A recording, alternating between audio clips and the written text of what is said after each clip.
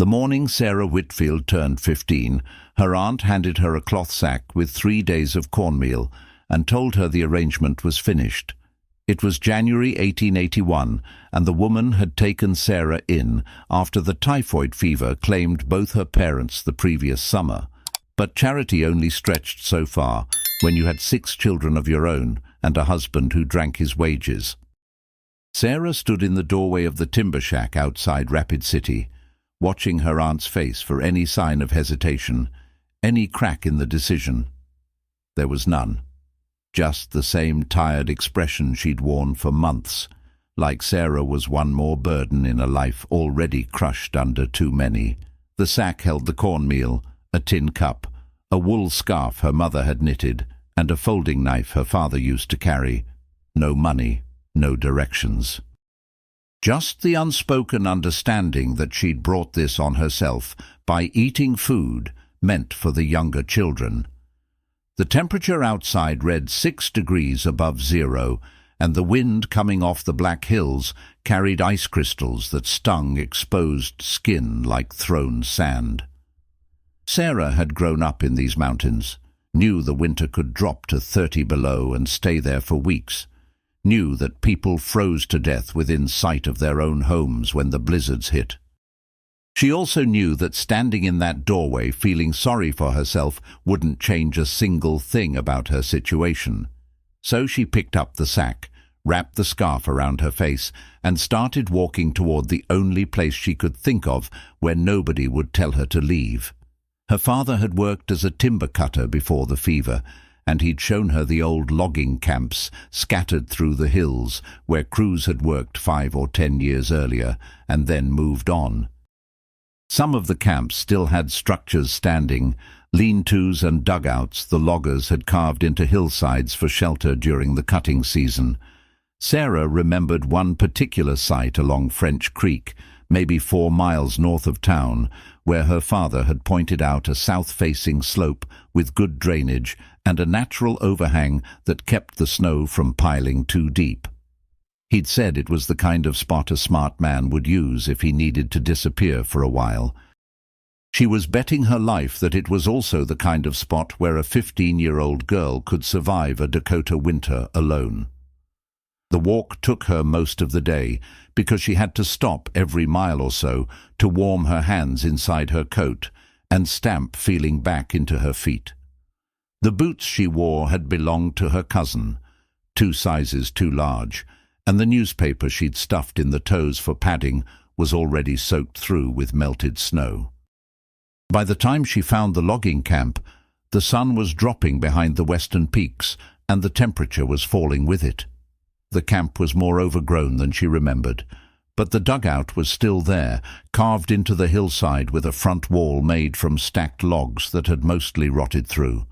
The roof had collapsed inward, and the interior was filled with 3 seasons' worth of leaves and animal droppings. It looked like exactly what it was, a hole in the ground that nobody had cared about in half a decade.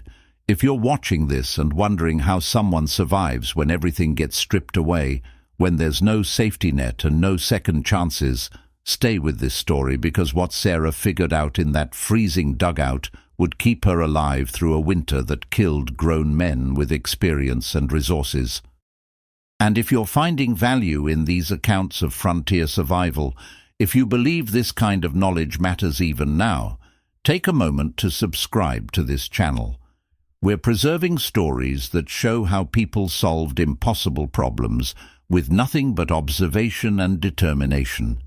Leave a comment telling us what city you're watching from, hit that like button and subscribe so we can keep bringing you these forgotten techniques.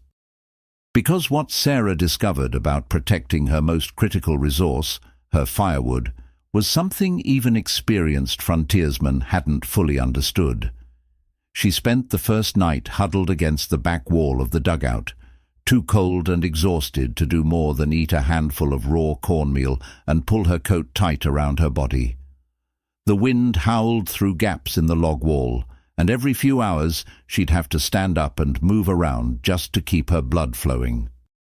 When dawn finally came, grey and bitter, she crawled out of the dugout and took stock of what she was working with. The structure was maybe 8 feet deep, 10 feet wide, carved into a hillside that faced almost due south. The back and side walls were earth, packed hard by years of compression, and the front wall was the rotted logs that were letting in wind and weather. The roof was gone completely, just a few support poles still jutting from the walls where the original builders had laid crossbeams.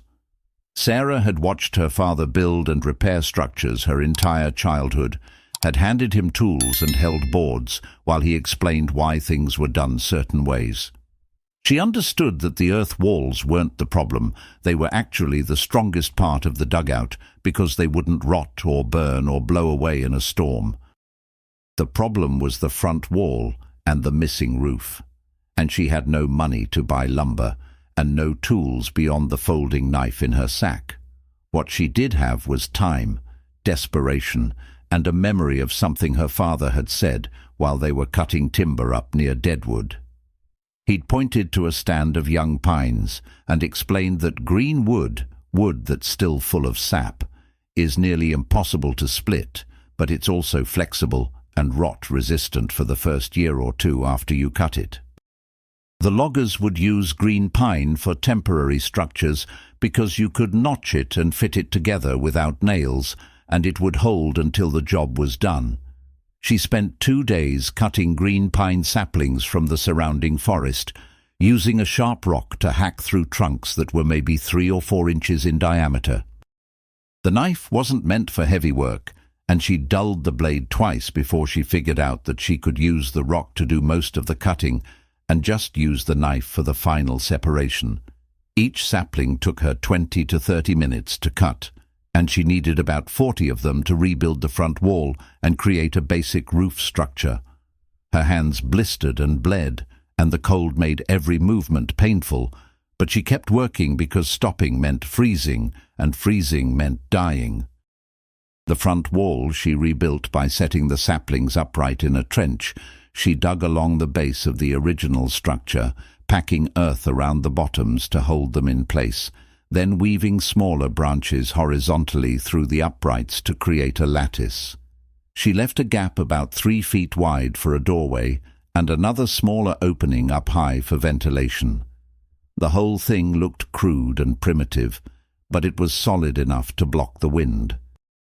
For the roof, she laid longer saplings across the span from the back wall to the front, spacing them maybe a foot apart, then piled smaller branches perpendicular on top of those. Over the branches, she spread every piece of fabric she could find in the abandoned camp, old canvas, scraps of leather, even birch bark she peeled from dead trees. Then she covered the whole thing with a layer of pine boughs and finally topped it with about 8 inches of packed snow. The snow would insulate better than almost anything else available, and as long as the temperature stayed below freezing, it would hold together like cement. By the end of the first week, she had a shelter that was weatherproof enough to keep her alive, but she had a bigger problem emerging: firewood. She'd been burning dead branches she found around the camp, and for the first few days that was adequate because there was plenty of dry wood lying around from the old logging operation. But Dakota winters consume firewood at a terrifying rate when you're trying to keep even a small space warm, and she was going through her supply faster than she could gather replacements. Every morning she'd wake up and the fire would be down to coals, and she'd have to feed it more wood just to get warm enough to function. By the second week, she'd cleared all the easy dead wood within a quarter-mile of the dugout and was having to range farther out, which meant more time away from the shelter and more energy spent on gathering. The real crisis came during the third week when a storm moved in that lasted 4 days. The snow came down so thick she couldn't see 10 feet in front of her face, and the wind piled drifts against the front of the dugout that reached halfway up the wall. She was trapped inside with maybe 2 days' worth of firewood and no way to gather more until the storm passed. She rationed the fire, keeping it just large enough to prevent the interior from freezing, but by the 4th day she was down to a handful of branches, and the temperature inside the dugout had dropped to maybe 40 degrees. Her breath fogged in the air, and she could feel the cold seeping through her clothes and into her bones.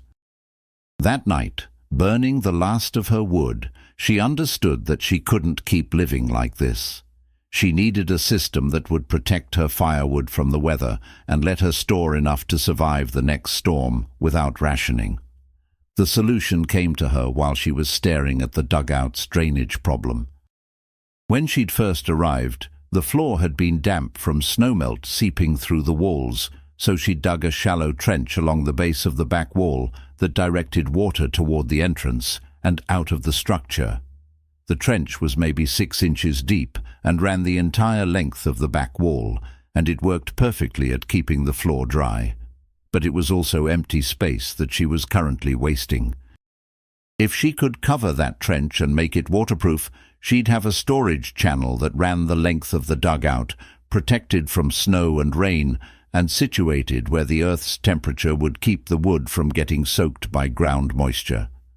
She spent the next day splitting green pine into flat boards, using a wedge-shaped rock and patient work with her knife. The boards were rough and uneven, but she managed to create enough pieces to cover the drainage trench in sections.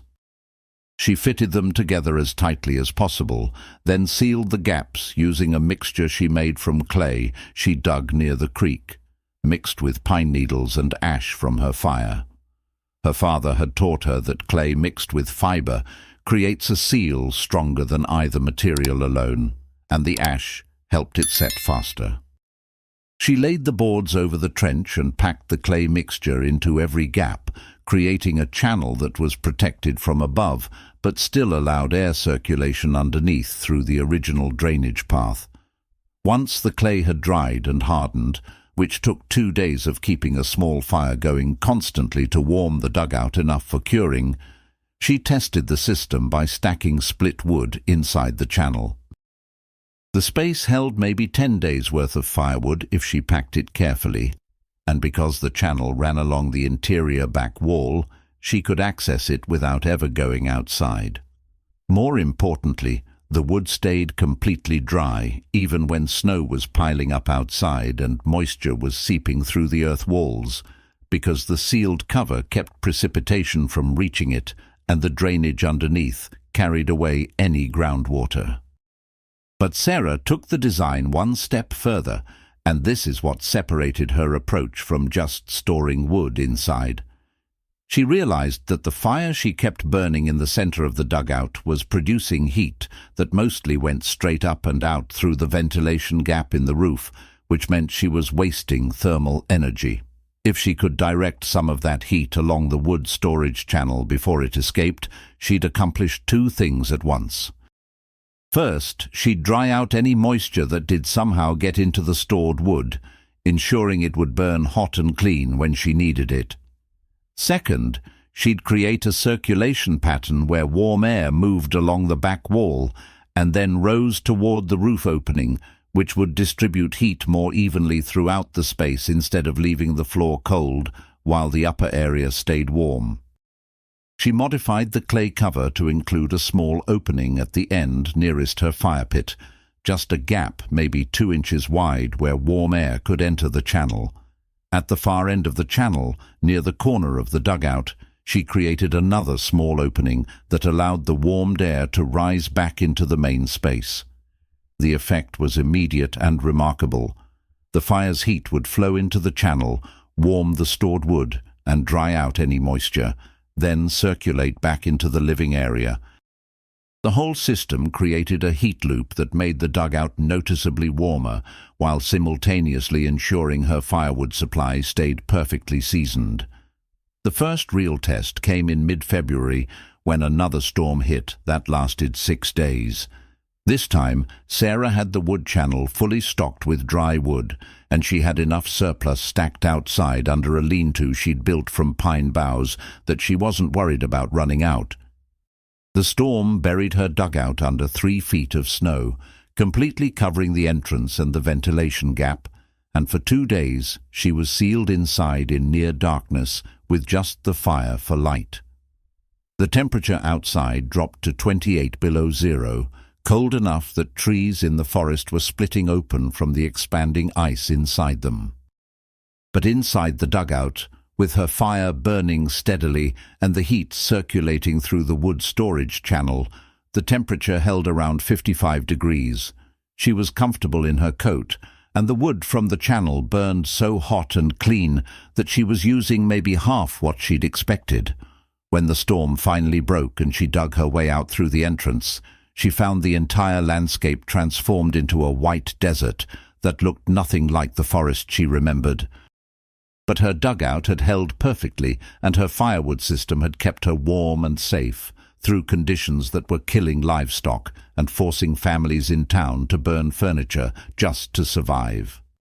She knew this because when she finally made her way back to Rapid City 3 days later to trade work for cornmeal, she heard stories of people who'd run out of wood and nearly frozen, of children getting frostbite because their parents couldn't keep the fires going all night, of one family that had lost their home when they'd tried to burn green wood and the creosote buildup caught their chimney on fire.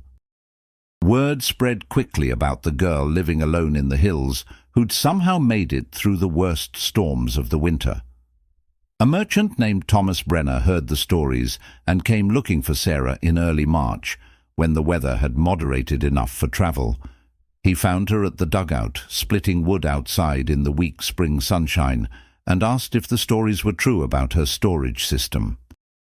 Sarah showed him the covered channel, explained how the heat circulation worked, demonstrated how the drainage prevented moisture from reaching the stored wood.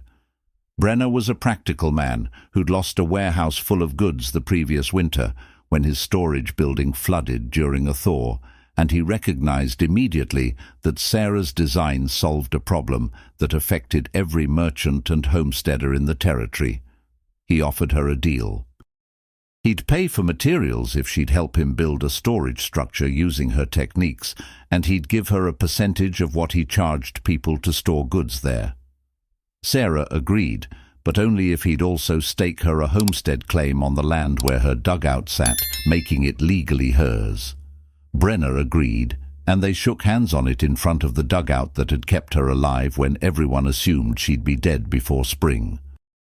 They built the storage structure in 6 weeks, working through the late winter and into early spring. It was considerably larger than Sarah's dugout, maybe 20 feet wide and 30 feet long, dug into a hillside with the same south-facing orientation and the same drainage system she'd developed. But they scaled up her wood storage channel concept, creating multiple covered trenches that could hold supplies that needed protection from temperature swings and moisture. Brenner used the structure to store everything from seed grain to preserved meat to bolts of fabric, and within a month he had a dozen customers paying for space, because the steady temperature and dry conditions meant their goods lasted through the summer without spoiling. Sarah's share of the storage fees came to about $3 a month, which was more than she could have earned doing laundry or domestic work in town. But more valuable than the money was what the project taught her about thermal mass and air circulation and the ways you could work with the earth instead of fighting against it. She spent the summer of 1881 improving her dugout, adding a proper door frame, enlarging the wood storage channels, creating a second fire pit near the entrance that she could use for cooking without heating the whole space during warm weather.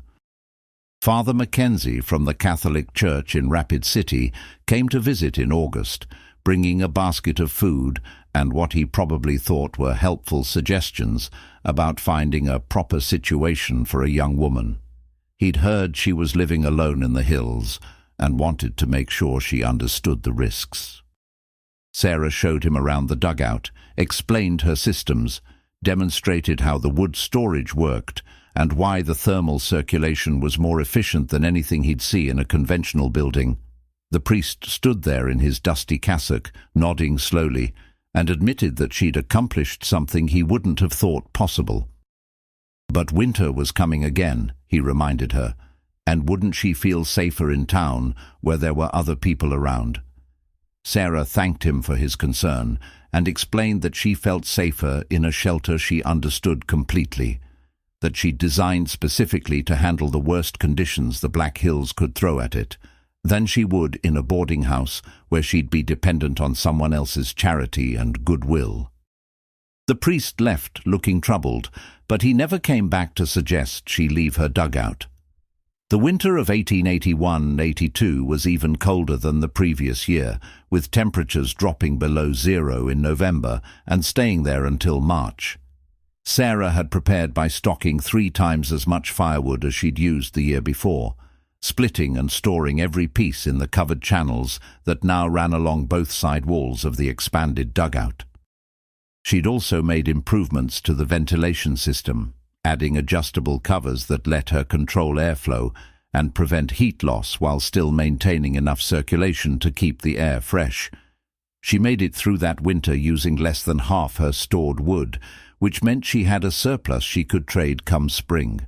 And she did trade it to families who'd run short and to merchants who needed dry kindling for their stores. She never gouged prices, never took advantage of desperation, just offered fair trades and helped people who'd been caught unprepared. By the spring of 1882, she had enough saved to buy proper tools, a good axe and a crosscut saw, and a set of chisels for working wood. Thomas Brenner came back in April with another proposal. Several homesteaders had heard about the storage dugout and wanted Sarah to help them build similar structures on their claims.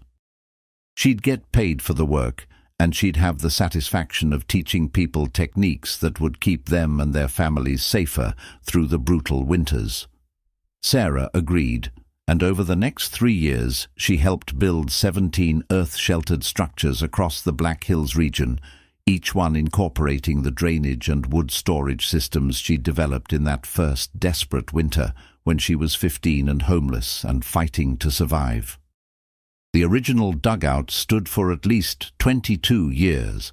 A photograph from 1903 shows the structure still intact, with the entrance reinforced with cut lumber and the roof grown over with wild grass.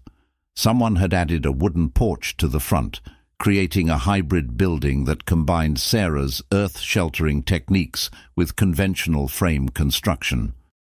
She'd moved into a proper house by then, married to a Norwegian farmer named Lars Johansson, who appreciated her practical skills and her unwillingness to waste resources. Modern engineers who've studied frontier earth-sheltered construction confirm what Sarah figured out through observation and necessity.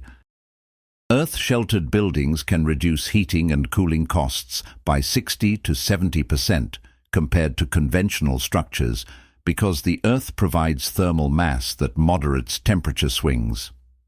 The drainage systems she developed are essentially the same principle used in modern French drains and foundation waterproofing. The wood storage channels with integrated heat circulation were a form of passive solar design that wouldn't be formally studied until a century later. But the technical innovation isn't really what matters about Sarah's story. What matters is that she refused to accept everyone's assumptions about what was possible. Every authority in her life had failed her. Her aunt abandoned her. The town offered no help. The church's charity came with conditions she couldn't accept. She was 15 years old with no resources and no support system, and winter closing in, and instead of giving up or hoping someone would rescue her, she paid attention to what actually worked and built something that kept her alive. That winter, when temperatures hit 30 below and families in Rapid City were burning fence posts to stay warm, Sarah sat in her dugout with a channel full of dry firewood and the earth keeping her shelter at a comfortable temperature. She'd spent maybe $8 total on tools and materials, and she'd created something that influenced frontier architecture across the territory for 2 decades. She did it by understanding basic principles and applying them systematically. The earth provides thermal stability, water flows downhill, dry wood burns hotter. Nothing revolutionary, just physics applied with intelligence and determination.